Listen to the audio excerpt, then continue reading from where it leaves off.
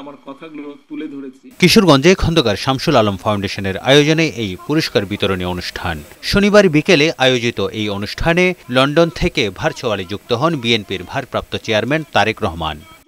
এ সময় স্কুলের শিক্ষার্থীদের বিভিন্ন প্রশ্নের উত্তর দেন তারেক রহমান।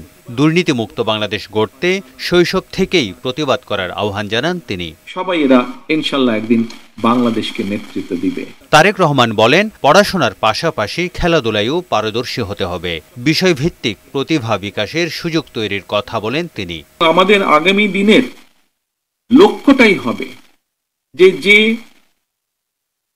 কেরাত প্রতিযোগিতায় ভালো তাকে বের করে নিয়ে আসা, যে হাদিসে ভালো তাকে বের করে নিয়ে আসা, যে অঙ্কে ভালো তাকে বের করে নিয়ে আসা, যে খেলায় ভালো তাকে বের করে নিয়ে আসা। এরকম সব প্রতিভাগুলোকে ধীরে ধীরে বের করে নিয়ে আসা এবং সুপ্ত প্রতিভা বিকাশের পথকে উন্মুক্ত করে দেওয়া। মেধা বিকাশের জন্য উপযুক্ত শিক্ষার পরিবেশ দরকার বলে মনে করেন তারেক রহমান। বলেন, এজন্য কাজ করে যাচ্ছে বিএনপি। একটি রাষ্ট্রের উন্নয়ন, সুরক্ষা এবং নিরাপত্তার জন্য প্রয়োজন উপযুক্ত শিক্ষা ব্যবস্থা।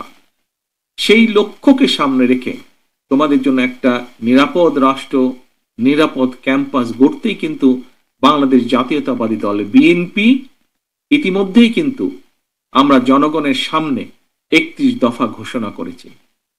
এর অংশ হিসাবেই কিন্তু দেশের প্রচলিত শিক্ষা কারিকুলামকে সময়ের সাথে তাল মিলিয়ে শিক্ষাবিদদের সমন্বয় একটা বিশেষজ্ঞ টিম আমরা তৈরি করেছি, যারা ইতিমধ্যে অনেক কাজ এগিয়ে নিয়ে গেছেন। শিক্ষার আলো দিয়ে শুধু দেশে নয়, বিশ্বাঙ্গনেও প্রতিভার স্বাক্ষর রাখার আহ্বান জানান বিএনপির ভারপ্রাপ্ত চেয়ারম্যান।